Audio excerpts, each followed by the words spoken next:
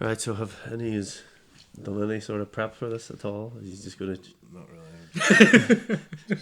Hello, and welcome to Festival 404. This is a brand new podcast brought to you by myself, John.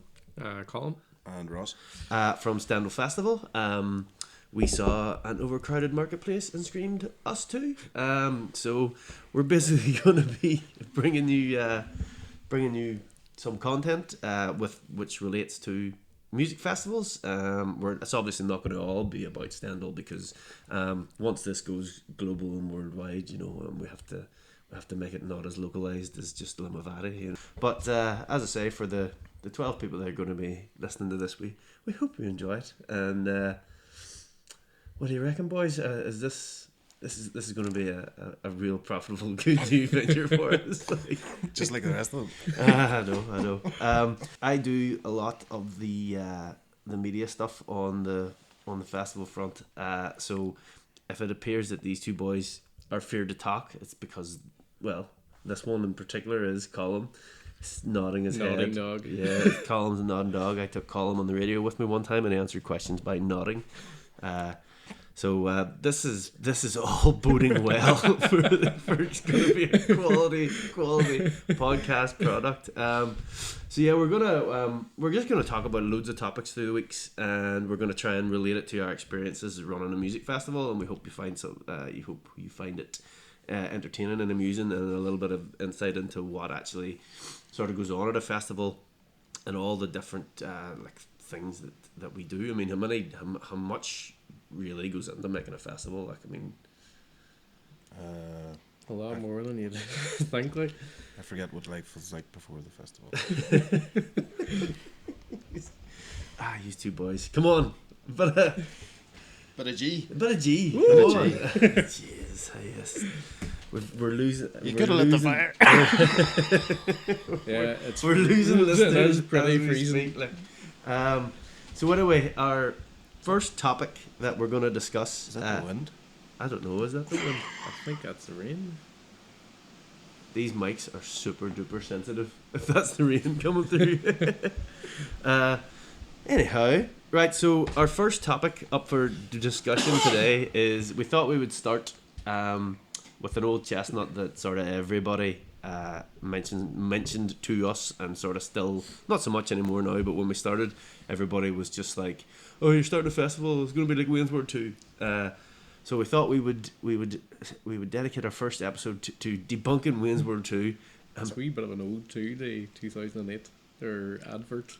Featured a couple of scenes too. That's the saying. There's the funny thing about it is I rewatched it again last night. Hadn't seen it in ages, and there are bits of it that are like, that's really random and on the money. But I think from watching it again, I think my general consensus is no way that festival runs. There's no chance at all. So, did you watch it?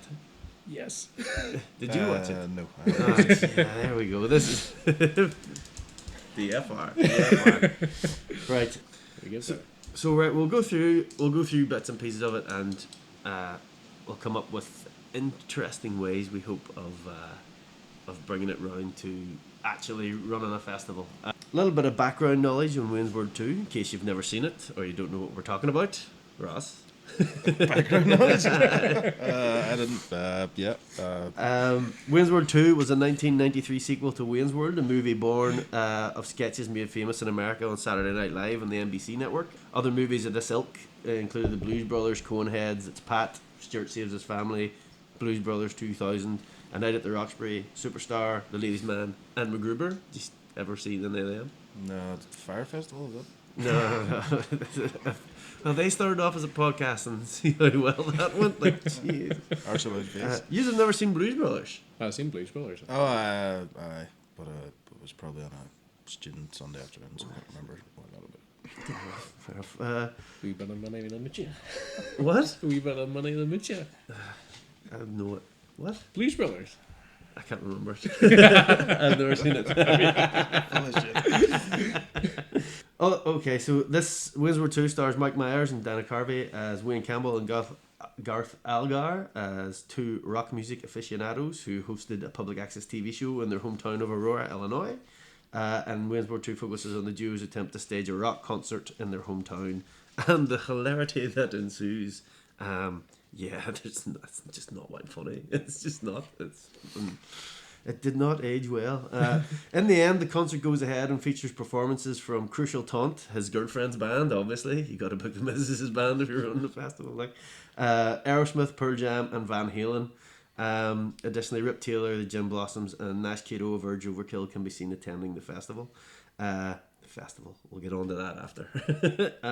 It is a 62% fresh rating on Rotten Tomatoes, made $48 million in the US box office, down from the $100 million the original made. So right off the bat, there are a few things that happen in Wayne's World 2 that, let's say, simplify the process of putting on a music festival. But the first thing we need to debunk is Ross, as the man who came up with Stendhal, were you visited in a dream by a weird naked Indian to give you the idea for the festival? Not that I remember. No. I don't recall that. So, your idea for running the festival didn't come from one random dreams. Where did it come from? So let's say, does anybody have a random dream and think let's put on a festival? We talk about it as being it's a dream come true, but it wasn't literally a dream. No, definitely wasn't a dream. Just came from going to festivals for years and sort of idly, drunkenly sitting around campsites talking about it, and then somebody said, "Yeah, what about doing a festival?" And it just kind of struck. Yeah, let's give it a go. Why not? We can do this. And then we did. And then we did. If you were to dream about a weird naked somebody, who would it be?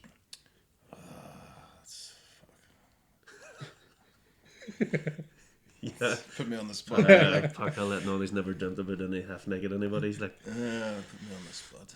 I'll come back to that. Yeah, sorry. Please do. TBC. What about you, Donnie?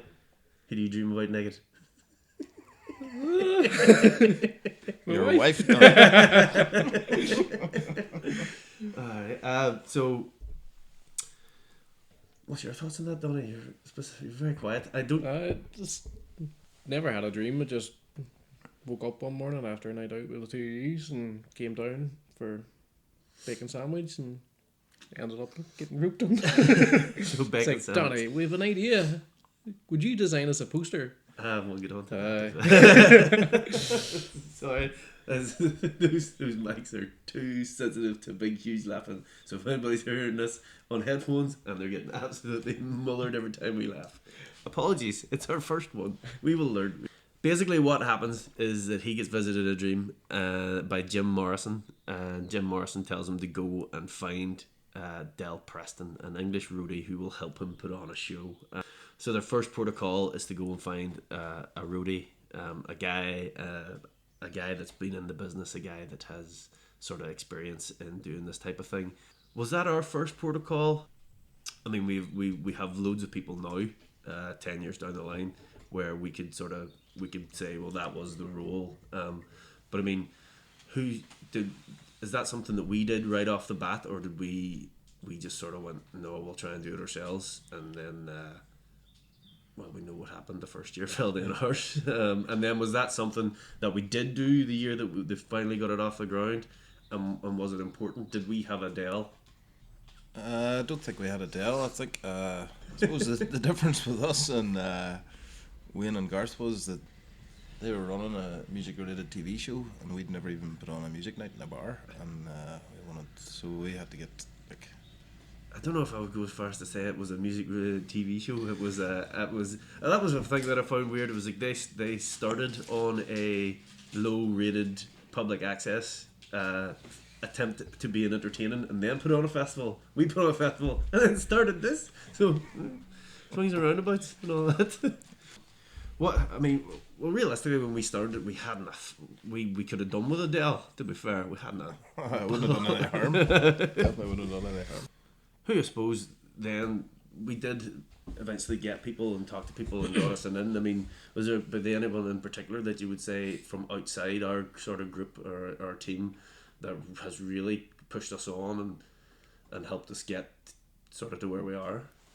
I think there's loads. I mean, that first obviously we tried to start it in 2008, didn't happen, and December 2010, the kind of idea came back to do it, and over those next 3-4 months, there was a lot of people that were very positive about it, because bottom line, it was going to take money to get it off the ground. Yeah, but like insider or like guys that had worked the thing, not so much You the mean music industry? inside the music industry, the guys that had been there and done that, put on the things. I mean, not necessarily a roadie, but Mind blank, year one. but just in general. I mean, I suppose the idea behind them doing that in the film is that they needed an insider to get them, to get the knowledge to put this on. I don't know if we necessarily had that at the start. We have loads of it now. Like we've loads of people in various all the elements. Like, but at the start, can't really think of anybody that was in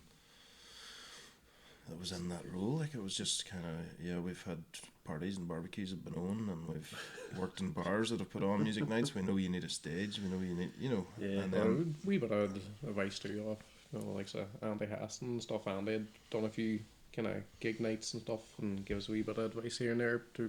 But for the most part, it was a DIY festival, like pretty the much very was. start. Like, Brian Boyle, Festival Productions from Day Dot, was very good on the production AV, all that sort of side of things, which I still don't have a notion about any of it, but I think it was very much we learnt as we went. So it wasn't necessarily Anyone hire somebody on to do build a stage. We had a shed for a stage the first year, so it's kind of the case of we were building structures with people on site that knew we're tradesmen, like your friends and family, that kind of helped us build. I suppose the most experienced person from Day Dot has been Janice. Yeah, who does our health and safety? Yeah. Well, absolutely. Well, then there's Janice. Janice. We had to go to England. Exactly. We had to go to England. Jesus, Carl. Why hell, we did. We had to go to England to get an experienced events person. Sorry, Janice, you're now going to be referred to as Dell forever and ever. I can't remember being on Piccadilly Circus. What a shitty circus. Dell's most famous bit in the film is where he's talking about getting 1,000 brown M&Ms to fill a brandy glass, and that's I suppose that takes us on to flipping things like writers and stuff like that. The film doesn't really touch on it. Just as an interesting aside, that story is based on a true story that has come a bit of an urban legend. Van Halen actually had a writer that said there must be a roll of M&Ms backstage with all the brown ones removed. The reason for the rule was to make sure that the entire writer, which included safety measurements for the band's exceptionally large and heavy set, had been read and obeyed in full. That's why it was in there. That's the only thing that they really touch on in writers, but I just thought that this would be a good excuse to go through some reported writers. You need to be bad crack to be dishing out people's writers. But I found an article. It's from the Telegraph, so it's from the Telegraph, but it's got other sources like OK Magazine and the Times. So take it with a pinch of salt if you like. But in terms of writers, right, we've had some alright ones. I mean, we don't think we've had anything. I think we've ever heard anything massively. Nothing too mad, no. Just stuff that's very niche, maybe, because Northern Ireland's Northern Ireland. Well, one of the first years I learned that tiles actually come in togs. In togs? Yeah. So we need to have white tiles of a certain tog for an artist. What's a tog? It's a thickness. It's the same as in a duvet cover. Like so duvet covers have togs. I thought they had measure the thickness of the duvet. Alright, I thought they were measured in Egyptian silk threads. No. So Kanye West, right? So say we booked Kanye West, right? You're talking about togs and towels. Imported Versace towels on hand at all times. How do we look at them up? They're £300 a pop, like, right? Which he's just gonna fire into the crowd after if he even bothers his arse using them, like. Fucking twat.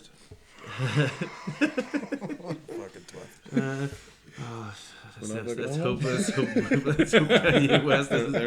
Let's hope Kanye West isn't one of the 12 people listening to this. Kanye, you're not a gay fish. It's okay.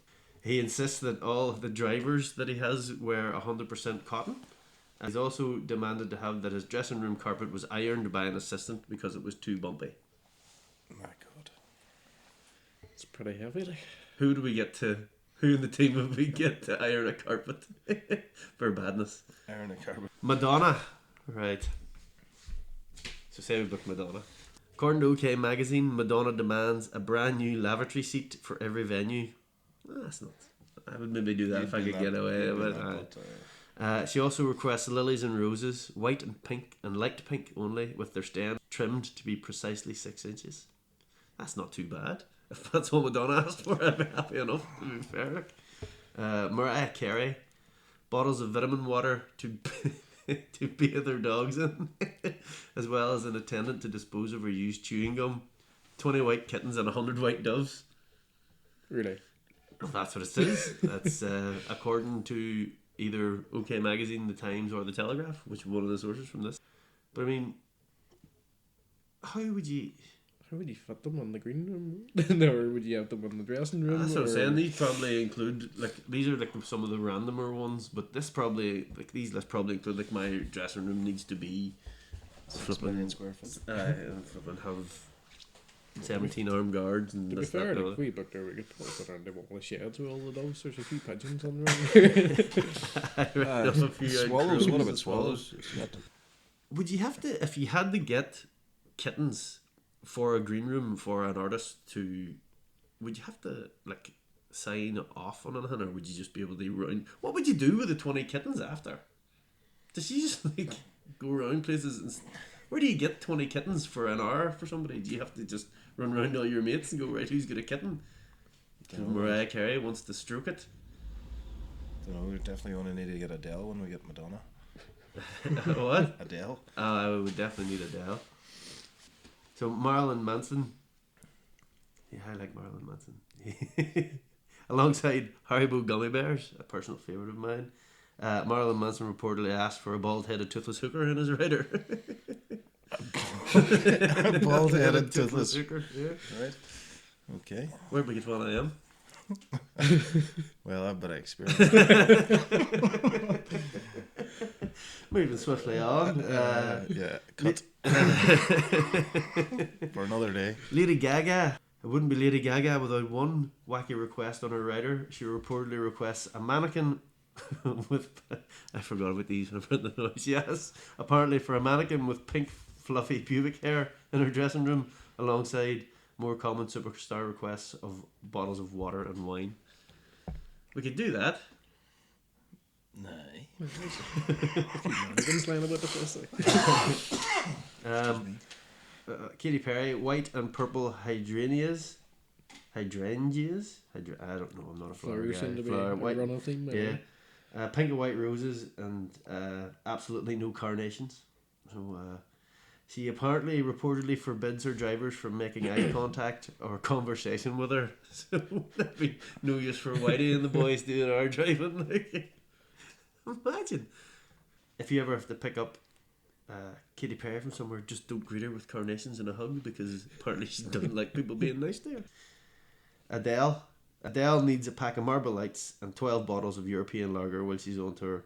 Apparently it says in her writer, North American beer is not acceptable. So good work to Adele. If you could have a writer and you could get away with it, like, you just would, wouldn't you? Like, Aye, but I suppose you got to weigh up whether you're being a dick or not. yeah, well, that's true. Like, but it's just, I don't know what. Like, what would you have in yours? I'm not Jack Daniels anymore because I can't drink it because it makes me sick because I'm old. I don't know. It is one of them things where I've never given it one, but I thought, and it can be something that is obviously can be, people can go mental on it. Like, I mean, but some of them writers add another, I don't know, many grand on the fee, like, and it's just taken as it's a gratis. We have, it's. The worst thing about writers is that, the longer the list of or not even the longer the list, like, most of the writers we get for bigger artists are decent enough sized lists, and 10 or 15% of it's used and the rest just wasted. Yeah. Although saying that, we do get the drinks. Yeah, that's it. The day, the night that we got to drink Neil Hannon's gin on a leather sofa in a field in Drumsurn was always was definitely a highlight of the festival. So But I mean, there hasn't really been any proper metal ones. Just like holistic stuff and stuff like that. But anyway, we veered off from Wayne's World 2 there. Something that I noticed watching it back is when they go backstage to the Aerosmith gig at the start, one of the nerdlingers that they're talking to is Saul from Breaking Bad. Did you notice that? It is, random enough. But and then the "We're Not Worthy" bit, I suppose. Look at that. Have you ever fanboyed out in front of a band? No, not that I can remember now. I've only ever actually met about 2 or 3 of them through the years. I know. I've only ever seen one person fanboy out at a band. It was my fault. But hey, it got me chatting about on Radio 2 with so the first year's Turin Brex played, and because there wasn't a lot of people there and there was enough security to handle it, we had a wee drink. to see us through Turin Brex. I had about 9 pints during that gig. But I afterwards, let's just say I was less than professional, but giddy. Yeah, it was and they went on the radio and were talking about me, and I was like, this is mental. And they called me an interesting guy. I think you should share that story as well, John. I basically, I went backstage, said thank you very much, you were great, but did it in a very drunkenly. I mean, like, Turin Brex are one of my favourite bands. More about the story that they told. One of the I don't know if it's one of the reasons that they ended up playing us, but I mean, that first year when we had never run a gig before, getting Turin Brex for us was a brave and big deal. And I think I had told stories to the boys many moons before that about when I was touring when I was backpacking in Australia, that I used to play Turin Brex songs at parties and tell girls that I had written them. So I think you said that to them in the pitch for them to come and play, didn't you? I must when I went to meet them in London, Rob must have said it there. I don't think I would put that in introductory email. We've never run a festival, but my mate fancy coming to his back garden because he's been using your tunes to tackle birds for years. But they basically went on Radio 2 talking to, it was the Dermot O'Leary show, but the pub landlord Al Murray was standing in for him, and they were talking. They didn't mention my name because I'm pretty sure they didn't remember my name. They were just glad to get the hell out of there. But they told that story. Thankfully, didn't tell them that I get completely fairly tipsy, and tell them that I really was a big fan. Put it that way. Yeah. So I have had a "we're not worthy" moment. We're actually sitting now where they would have had their writers. That's right. We stuck them in here for their green room. That's right. So then it goes on. So basically, they have this idea to put on a concert. They quite quickly say it's going to be a festival, but it turns out that it's not a festival. It's one stage. It's not. That doesn't count as a festival. There's no mention of camping. No mention of nothing. There's a lot of stuff in Wayne's World 2 that there is just no mention of. But we have that sort of listed at the end, so we'll just sort of keep going through the bits. I've gone back to basically when he's talking to Jim Morrison. It's like he tells him this is the purpose of your life. This is the purpose of your life. You're here to put on a festival. Purpose of her feels like it. See, when I'm looking up notes, boys, yep. Feel free to talk amongst yourselves. Do you know what I mean? You're savage.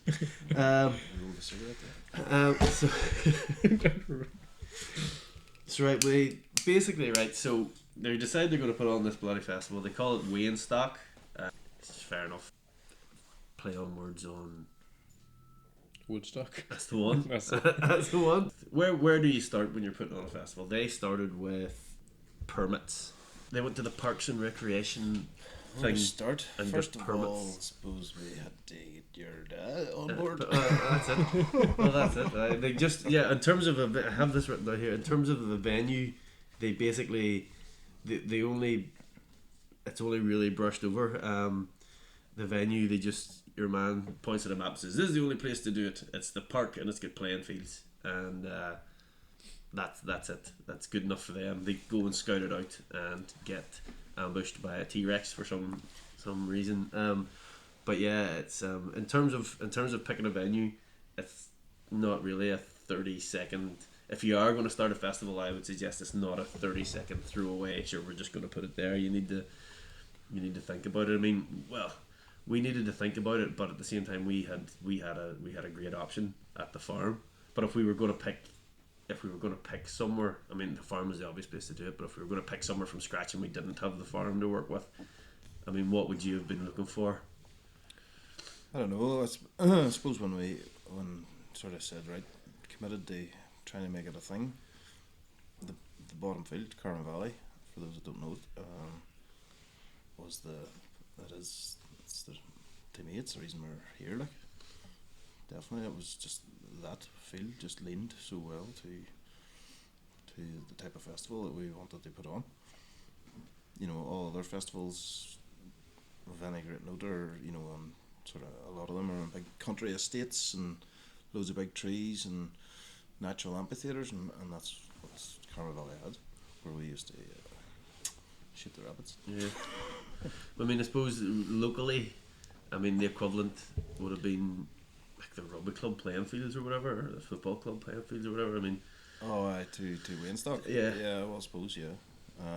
Access be the thing.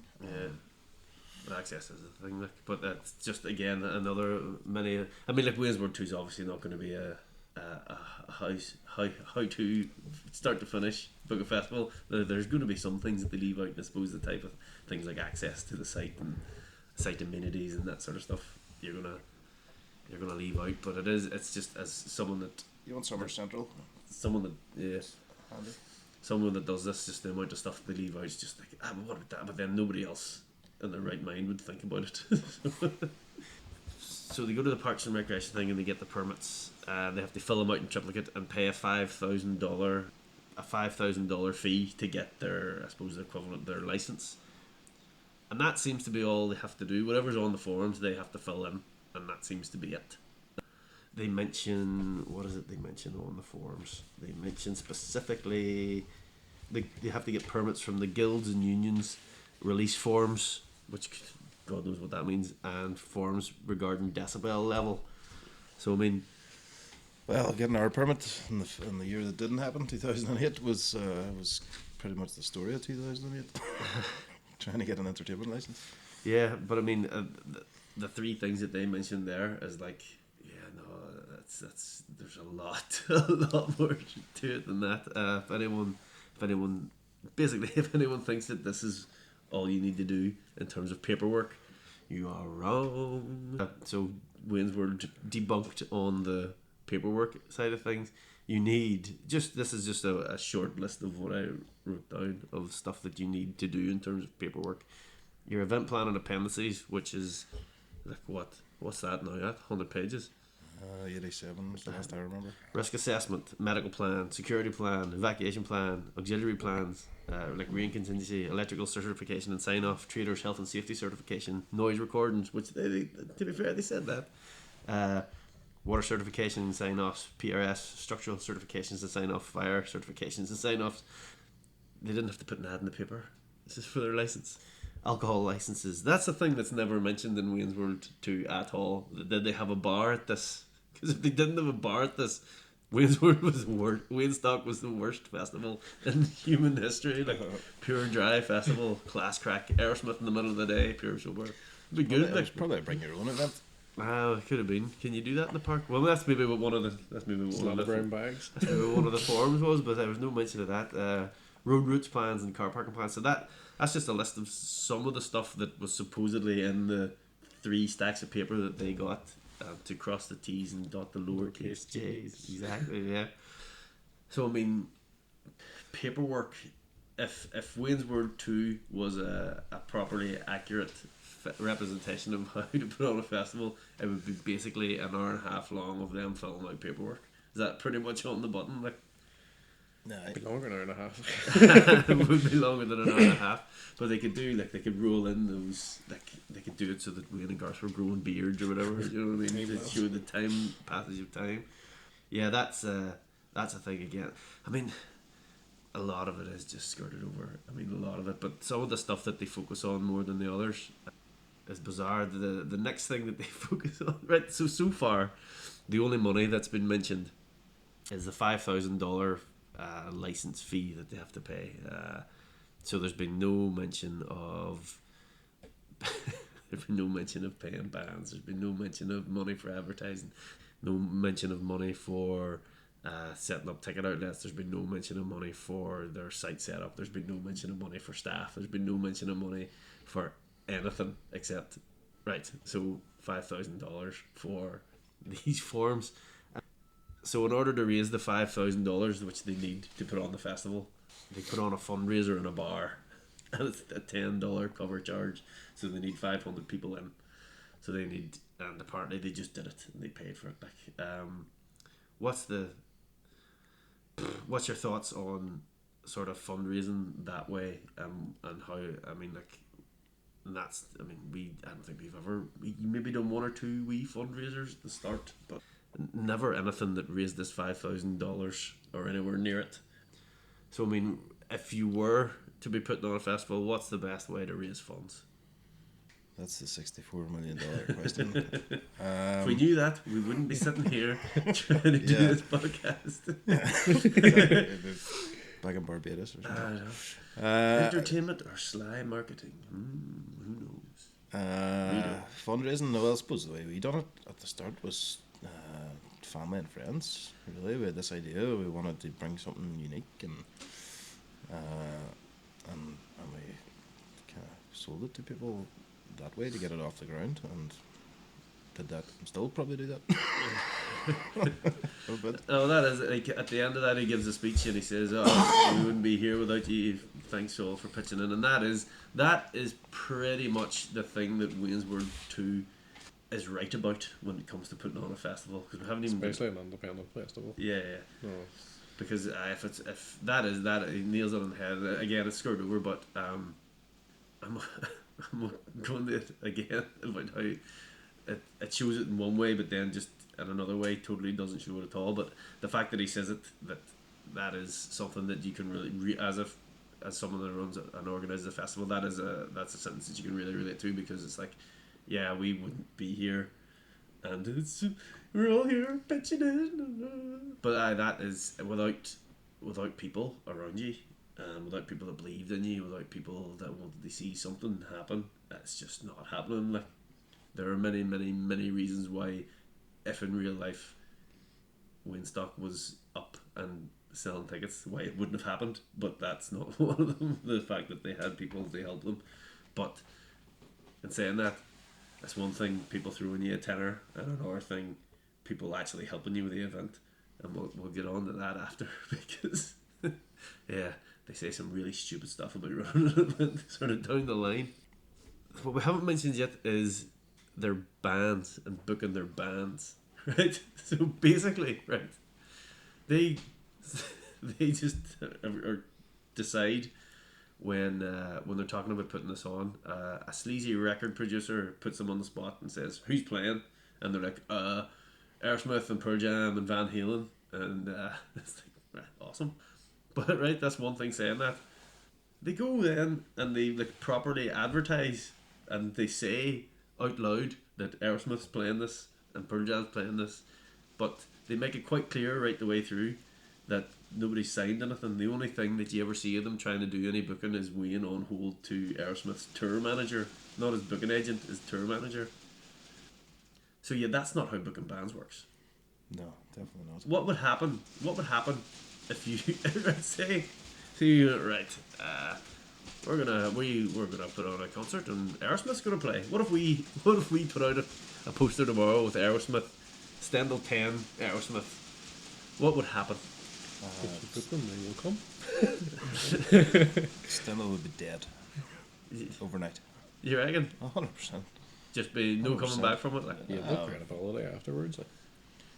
You die. You get taken to the cleaners. Like, you know, them guys have all, like, they're dealing with stuff probably every week, plagiarism of music, and have their own sort of legal, probably their very own legal team. And if they get wind of that, they just shut you down. Like. especially because we've no reserve to fight them. The legal aid, lag in courts. Ross Parkhill v Steven Tyler. But have we ever done that? If I'm trying to think, have we ever accidentally put someone on the poster that we didn't book, or have we ever mistakenly put someone on a poster or on a bill that it didn't work out? And what happened then? I mean, I don't think we have, but I mean, not to the degree of bloody Aerosmith. I think I can remember a couple of years ago we put a poster out and we had discussed getting like a band. I think I remember who it was, but I'm not going to say who it was. But we had all agreed they were going to play, and we put them on the poster and then never told them they were playing. And then they went, "Oh, happy days, thanks for picking us." And we're like, "No, nobody tell these boys they were playing. We could have been in bother here." Like, There has been a couple over the years, people that we know that we've booked and we've put on the poster as a surprise. That's right, no fear. Which, thankfully they don't have legal teams. And thankfully they wanted to play. But yeah, I mean, that's a pretty big no-no. Saying that Pearl Jam and Aerosmith and Van Halen without them, not even talking to them. Yeah, they're playing, going on the radio. Yeah, it's happening. No bother. I mean, I think the closest thing we ever had to a handling like that was with Frightened Rabbit, but that wasn't even the same thing. It was we had booked them and then they had double booked and then we had to cancel and then they worked it out so that they could play, so they were back on. But I mean, it wasn't a case of we just put Frightened Rabbit on a poster and they went, what? So wouldn't so that probably wouldn't be the way to go about booking bands. No, definitely not. And again, I'm pretty sure that if that scene where Wayne was on the phone to Aerosmith's tour manager had continued, it would have gone something along the lines of, "Who are you? Where are you? It's going to cost you this much." And Wayne going, "What?" And that'd be the end of Aerosmith playing Wayne stock. Like 10,000 people was Wayne stock. So that's sort of similar to what we're at the minute. I mean, did people get paid for Woodstock? Did people get paid for Woodstock? There's no chat about it. They did indeed. They did. Woodstock. We're going to cover Woodstock very shortly in another podcast. Yeah, people were paid for Woodstock. Yeah, it was one of. We'll get to that. That's a serious handling. Was Woodstock, but yeah, they were paid for it. I mean, nobody's going to show up and do nothing for free, like, unless you're very, very, very lucky. The Foo Fighters do that though. Type, you'd hear like kind of community run events, or especially over in America, that you just end up playing for the crack. Everybody wants them. It's out a bit of a. We're a shout out. community run event. We are. Yeah, Foo Fighters could play rightly. You could swap Van Halen for Van Morrison. just put Van Morrison on, right? So we just stick Van Morrison on the poster, see what happens. I'm sure he would be pleased. But I actually got an email from its solicitor the other day.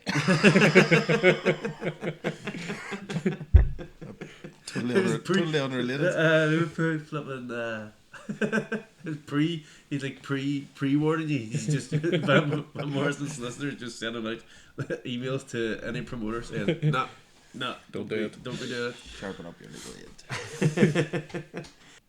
So then what else goes? So we've talked about like how it came about. We've talked about the paperwork side of things. We've talked about the band, the booking of bands. Well, a wee bit. But I mean, how would that go if we were to say we successfully booked Aerosmith?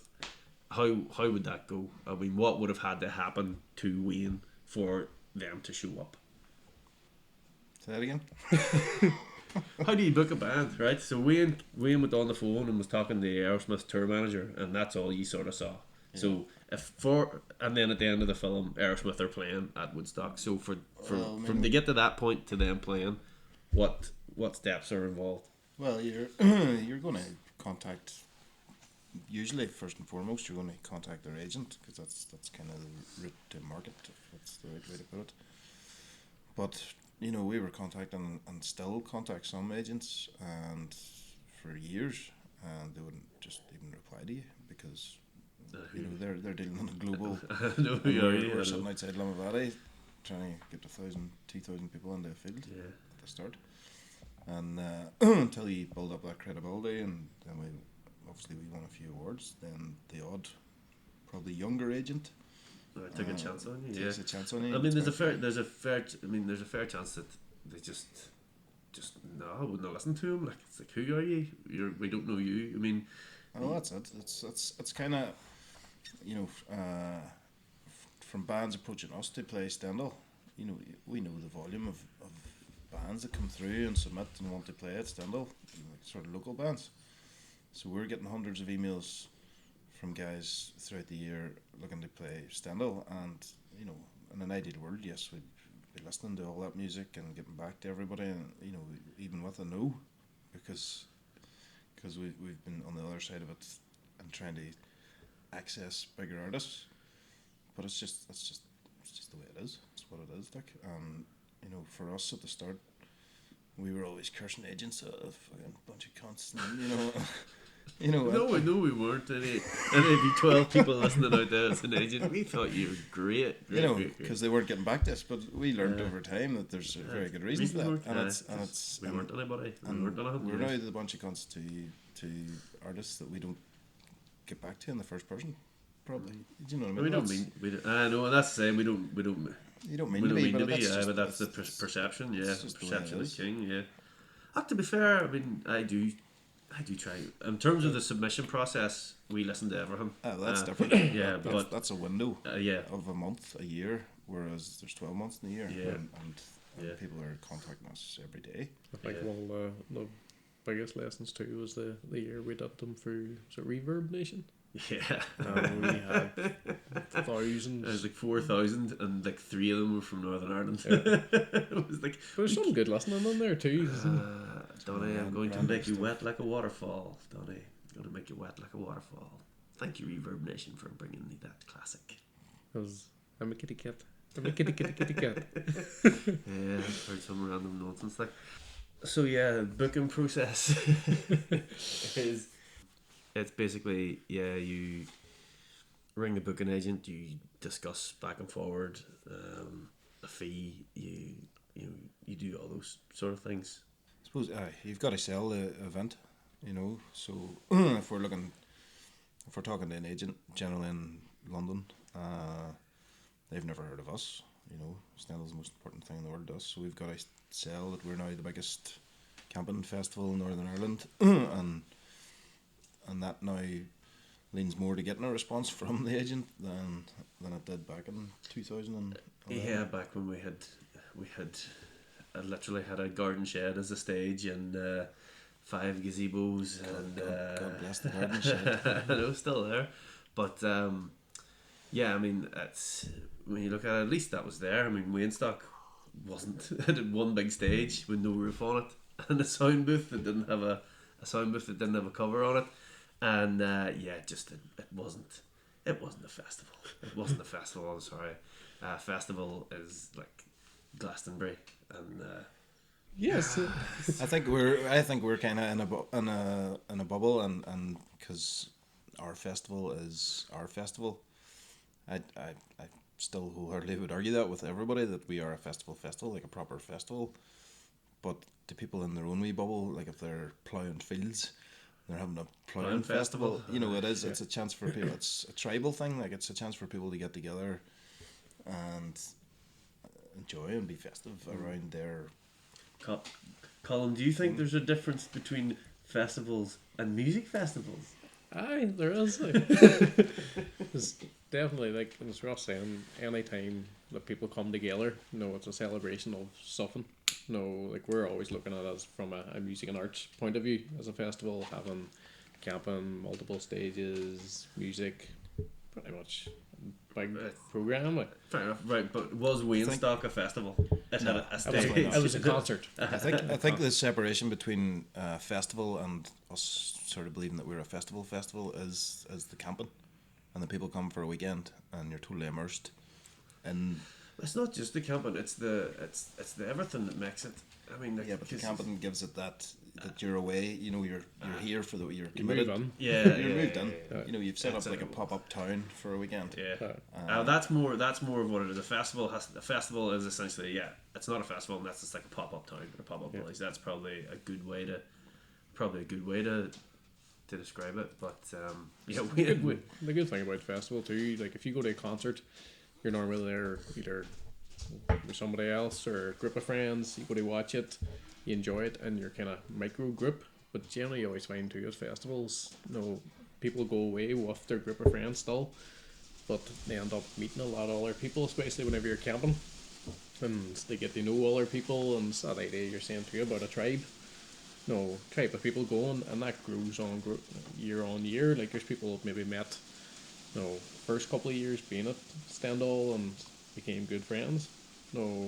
Just meeting them randomly here too, and maybe come back year on year. Well, I mean that happens. You're saying that happens on a punter point of view. That happens too on a team point of view as Right, well. I mean the definitely. amount of folk that we have known now for 10 years that I didn't know before the festival, and now they're among our best mates. Like, which I suppose brings us nicely on to the team that. No, I tell you what, I'm going to bring this up first. They don't what they don't do at all in Wayne's World 2 is advertise the thing. They go on one radio station, but they don't advertise it. However, they do appear to make posters. So Garth makes the posters. Therefore, you are Garth. In this, Garth. You are Garth in this scenario.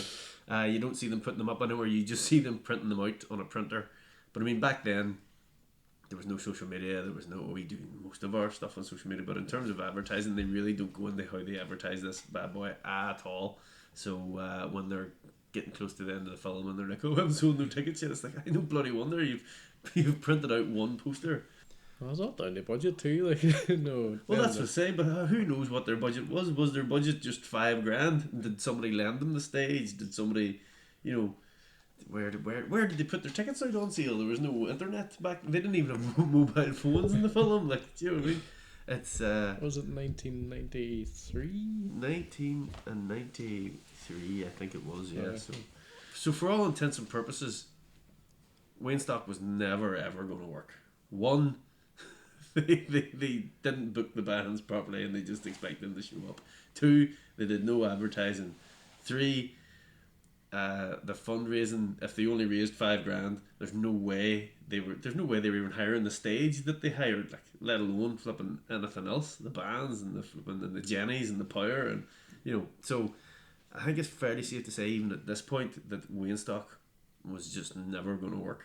And the end of the film is a complete and utter nonsense and a slap to the face of any event promoter that has ever walked. Like, but Maybe there's just exceptionally goodwill in Aurora. there must have been, like, but That's the beauty of film too. It's those sequences of time going through that you don't see what actually happens. What happened to those posters? I know they must have threw them up everywhere. There was Did one. they just put them out on a table There and let was- the wind blow them? There was one other piece of advertising apart from the poster that you saw and the time they went on the radio, and they went on the radio and basically slagged the Christ out of the radio host. DJ. Aye, they were calling them a sphincter and all this. Imagine going up on the radio foil, Mark Yes, Patterson. yes, dear Billy. I know, talking to anybody on the radio, you're a dick. Aye, they're going to have you back on then, like, Jesus.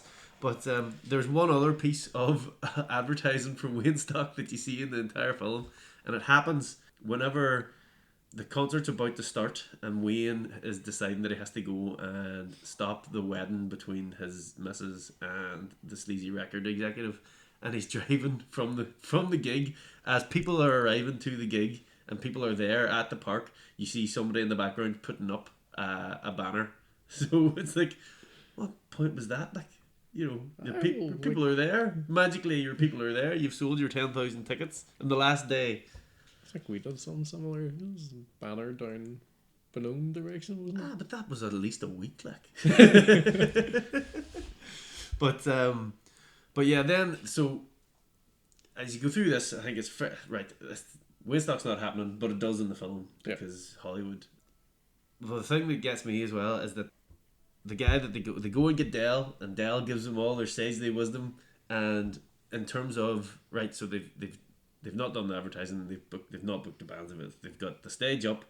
People are arriving, and before people arriving, they're saying it takes 2 people to run a festival, right? One front of house and one back of house, right? So if Wayne's World. Well, it depends. If you have one stage. if Wayne Stock is running on a 2-man crew, how fucked are they? Yeah. Kind of like our Saturday nights. So basically, it shows. It sort of shows when they're doing the setup for it. There's maybe about 10 of them, and they take them through like roadie training, and they show them how to lift a microphone, and they fire tennis balls at them, but they don't really give them any sort of formal training. There's no mention of fucking security or anything. Like, as I say, I'll get to this big long list of stuff that they haven't mentioned at the end. But so yeah, they don't even mention security. They give off this vibe that there's like 10 guys there that are gonna handle a 10,000 strong crowd with no security. I don't see a top of security, and it's like, in terms of running the event, they give absolutely no indication of that they're even remotely capable of controlling a crowd of 10,000 people. So, what would happen at Stendhal if we had no security? Dread to think. What would happen at Stendhal if we had no security and only 10 of us trying to run the event? One in front of the house, one in the back of the house. I'd say the first thing that would probably happen is John would have a heart attack. Yeah, pretty much. I'd be standing at the gates going, No! I don't know. Fuck, it doesn't bear They're thinking about. about. I know, that's what I mean. It's like, I mean, what did we? I can't remember this year, but certainly a couple of years ago, I remember we counted sort of our own rota, not including security. It was like 160 people. yeah. Over the weekend. You know, from all manner of rules, like, but. Yeah, 160 plus then the security on top of that, the external and the internal security, the sound engineers. yeah, the All the contractors, the traders, the flipping everything. You mean, 10 medics. 10 folk ain't gonna cut it. Like, how much were the ticket prices to Wayne Stock as well? That's never even mentioned. What was the price of an Aerosmith ticket in 1993? When did I see Aerosmith? What year was it when I was 15? GCSE year, 1999? No, about 97, 96, 97. We went to see Aerosmith at Wembley for the Toxic Twin Towers ball, and I think it was like 30 quid a ticket. But that was Wembley, there's 80,000 people there. And that was Aerosmith, Lenny Kravitz, the Black Crowes, and Stereophonics. Like, I'm pretty sure it was 30 bills back in 1997. Well, that's the thing too, even my ticket prices. You know, if you look at, like, I always kept my ticket stubs from all different events, and you can see just the gradual price increase over the years too. So, like, if you want to see one of those bands now, you'd be paying like 80 upwards, like, more easy. It's just depending on the venue. It's not going to be long now before gigs are £100 a pop. Like, and it's, there's plenty even currently over £100 a pop. Like, what was the last gig you went to that was over £100 a pop? I don't think I'd ever pay over £100 to go to a gig. well, I think that's mental. I bought tickets Like for, a gig festival, yes, because you're seeing loads of stuff. But I mean, a one-off gig. bought tickets for my parents for, was it Andrea Bocelli, and they were like 120 dabs each. Like, Each right, for Andrea Bocelli. right. And then personally, well, that's probably my fault for sleeping on, but I was buying You tickets can get them off for, a resale site, did you? no, I was buying tickets off for AC/DC down in Punchestown, and it slept on, didn't get tickets, so I had to sign up to their fan club. Right. Did you get the reshaft tickets? So they were over $100 each, like, but well worth it. I don't know, sir.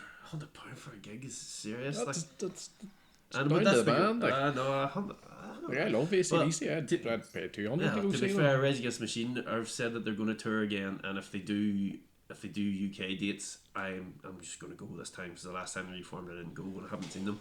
But if they're £100, I'd be really gutted, like, because I don't want to pay £100 to for a 2-hour gig. Like it's madness. But Absolute again, madness. it's down to the bands too. Like if the support act that you love to go and see, you get 2 for 1 nearly for the price. Like it all You're going depends to on. supply and demand. Like if they haven't played Uh, in so many years, and you are saying there you're Down going to no see matter it. what, I know, then I you're know, going I to pay know. it. That's just Well, that is it. I'm going to go and pay it because It's down to the experience. No, if it's all value to you, no, that's where you pay for the ticket.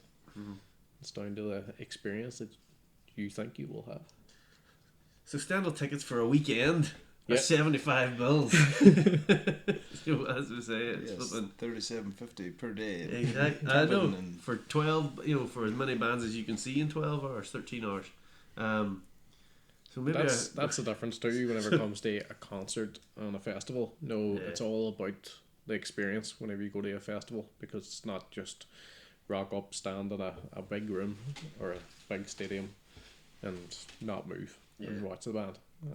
Whereas a festival, you get that idea of, you can basically have your own soundtrack for the full weekend, going to see all the bands and acts that you like as well. And it's generally at festival events as well, you don't just have stages. Like there's art installations, there's talks, there's workshops, there's not a Waystock there fucking wasn't. no, There was no fucking toilets. they had no Keith Scott. No, you got certainly did not. But I mean, it's like, yeah.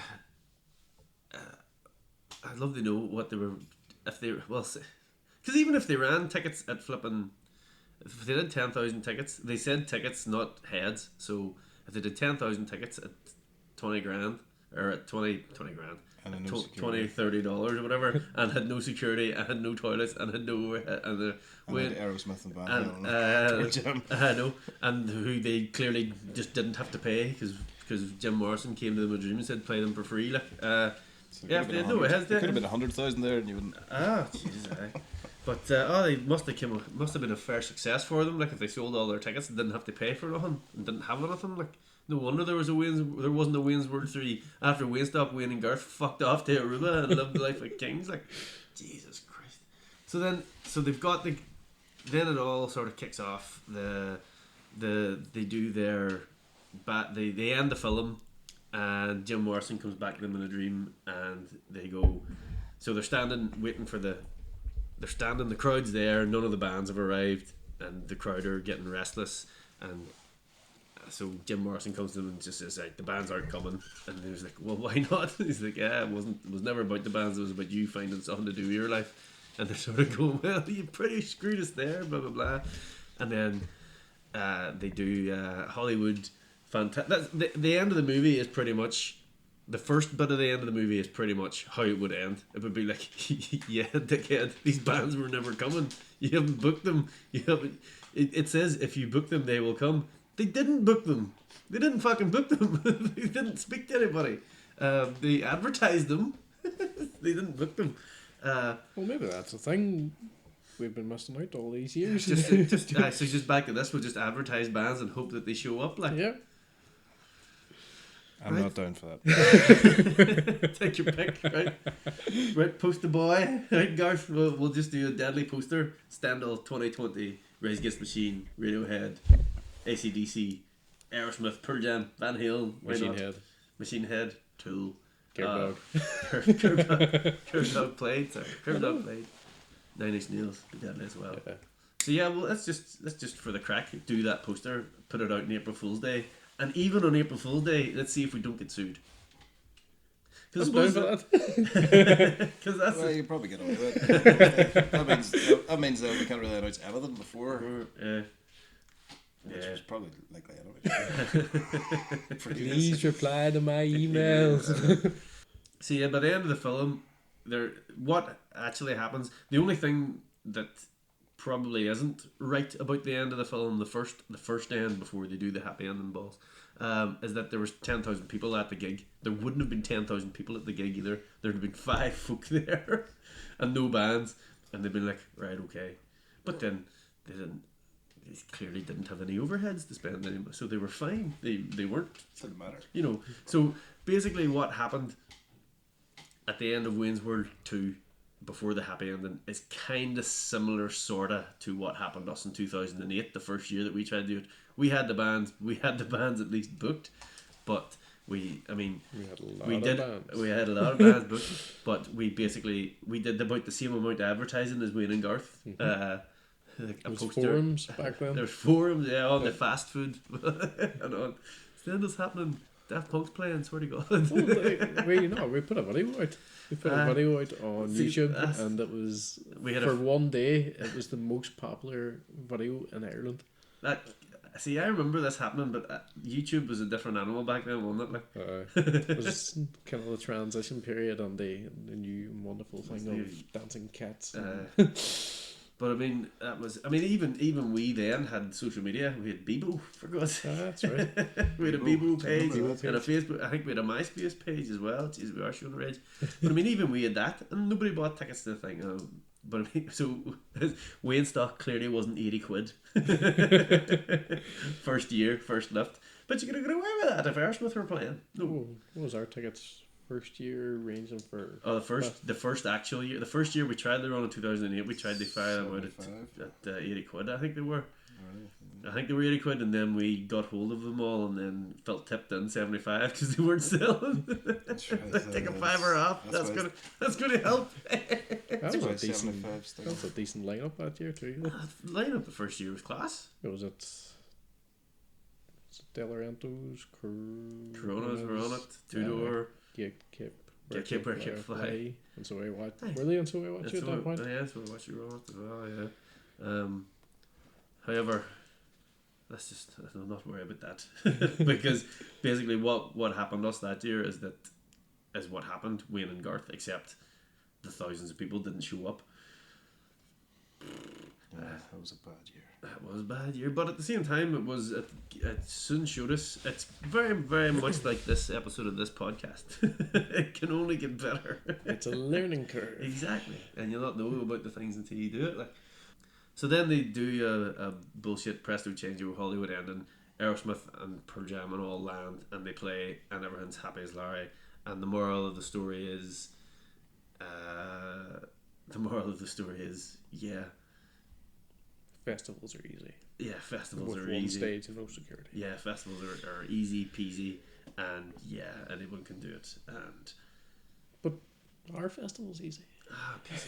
Piece of cakewalk, absolute cakewalk. I mean, the thing. So, all in all, Wayne's World 2 is pretty much a big old pile of steaming cack. It's just. In terms of learning anything about putting on a festival, even a concert, there's nothing in there to help anybody at all. Here's a list of some of the stuff that is never gets him. I have a lot of lists. Here's a list of stuff that and that's another thing as well, is that they say right up to the end that we sold no tickets, and then on the day it's a sellout, so they've sold all their tickets on one day. No mention of where the ticket outlet was, no indication that this was going to happen. The only thing that is remotely similar to that is that for us, our tickets do seem to go sort of closer to the event than before the event. We haven't had a fucking sellout 2 months in advance, 3 months in advance yet. One of these days we will. But so that's sort of accurate, maybe, but it's not. You don't sell all your tickets the last day. It's another nonsense. Am I taking?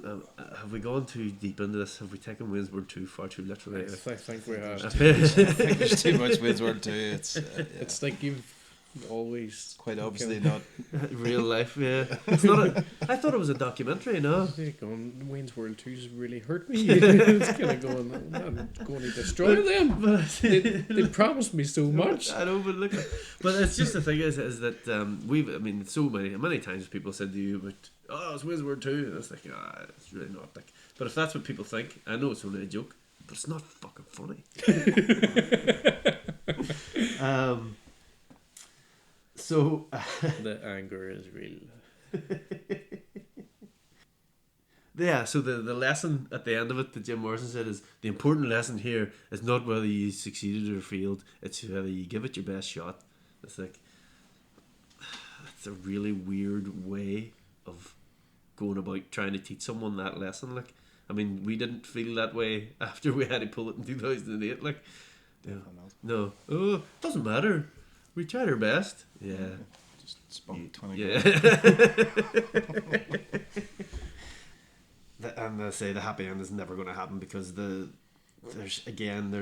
no mention of advertising, there's no cost of the staging and setup, there's no mention of the build, no mention of site dresses, no mention of traffic control, there's no mention of camping or anything, there's no mention of ticket price, there's no mention of toilets, waste management, security, hire staff, funding, food and drink, accommodation. There's no mention of none of that, and there's a list as long as my arm of stuff that I haven't thought of to even put in there about how much bollocks Wayne's World 2 is. Like, so yeah, Wayne's World 2 thoroughly debunked. Line under. Anything else to add? Cassandra! Is that the only thing you remember? What do you mean, what? You didn't watch, you said you watched this. Give me your releases. I saying Cassandra. Alright. Cassandra, or maybe dream about her. Dreamweaver. That's tidy. That's getting cut. So yeah, this is obviously the end of this stunning debut edition of Festival 404. Smash that like button. Batteries. Battery's about to die. Battery's about to die. So yeah, we'll be back next week. Chatting more shit. Chatting more shit. To all 12 people who started listening to this, thank you. To all one of you that's left, good on you. Yeah. Hi, Mom.